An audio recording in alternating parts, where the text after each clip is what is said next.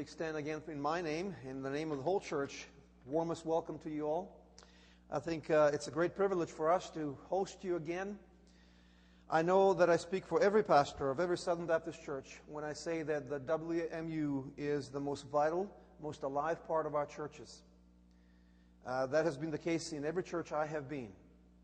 And not just the women on mission, but really every women's group that we have, that I have observed in every church I have been, has been a very, very vital and important part of the church. And so I want to extend my deepest appreciation to you for your deep commitment to serving Christ in the churches where you are. I don't think we tell you thank you enough for the hard work that you do, for binding our churches as you always do, and for leading us in mission.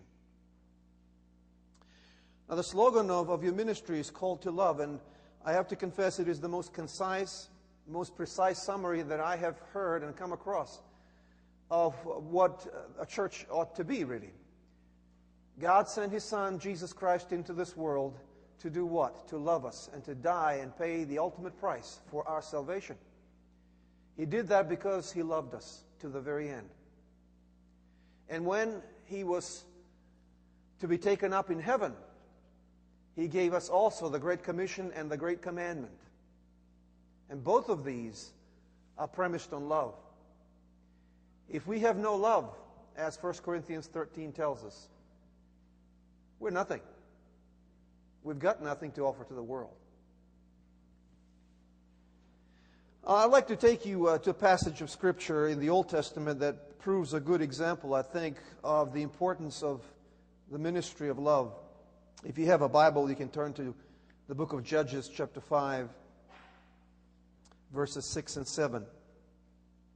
Judges 5, 6 and 7 says this: In the days of Shamgar, son of Anath, in the days of Jael, the roads were abandoned. Travelers took to winding paths. Village life in Israel ceased until I, Deborah, arose a mother in Israel. The Israelites had just been constituted in their land, in their new homeland. And as it happened often in the history of that nation, they strayed quickly away from the Lord. And as part of a discipline, the way the Lord dealt with them was to give them into the hands of their bitterest enemies, the Canaanites. And the Canaanites really oppressed them and terrorized them to such a point that the social fabric of the Israelite nation was torn to pieces. As it says here, travelers ceased to travel. The roads were abandoned. People were afraid to travel down the paths. But even more, it says village life ceased in Israel. Now, what does that mean? I submit to you what it means is that neighbor couldn't trust neighbor anymore because they were terrorized so badly. No organization could exist in such circumstances. I mean, they couldn't organize a fire brigade, much less an army, because they couldn't trust each other. Social life and the social fabric of Israel was just destroyed completely. I've lived through similar times. I grew up in communist Yugoslavia.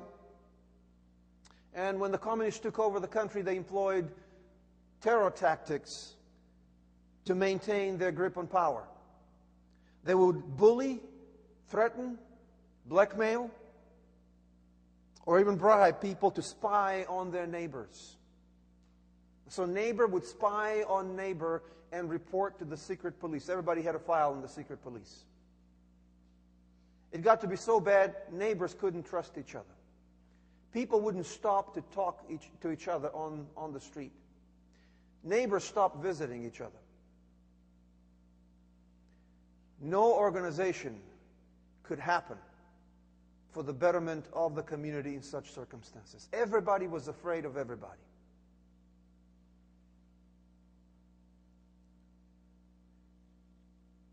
And then some brave women in my neighborhood that could not take on this social isolation anymore decided to do something on their own. They took out to the streets, that went out of their own initiative and started visiting neighbors, offering simply a smile, a warm welcome, sometimes a cake or fruit that they have prepared. And they did wonders for our neighborhood. All of a sudden, people stopped and talked to each other. Village life started returning. People started trusting each other, even warning each other when the secret police was spying on somebody. I know this from personal example because my family, we were Christians. We had a church in our own home. And our neighbors would come and warn us, the secret police has installed listening devices in our home. We can't do anything about it, but you should know about it. And we want you to know about it. Village life returned because of some brave women who offered love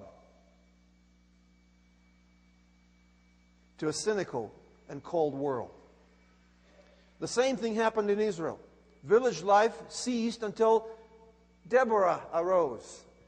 And I love the title that is given to her, a mother in Israel. What does a mother do? A mother loves, offers tender, loving care to everybody. When a child falls and scabs a knee or an elbow, she picks him up and comforts him and tends to the wound and the ouch and speaks tender, loving words and soothes the pain.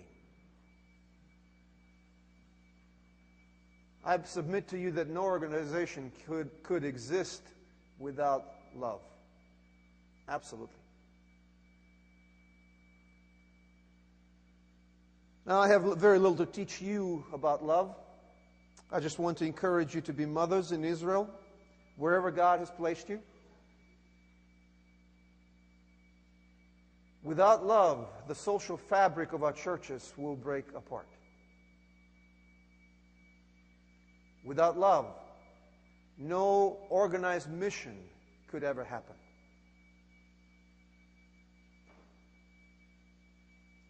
And I just want to encourage you to be true to your calling and to your slogan. You are called to be examples of the love that Jesus Christ came to bring to this world. I just tip my hat to you for what you do, and I appreciate you deeply. May God bless you as you live in obedience to your calling. Thank you.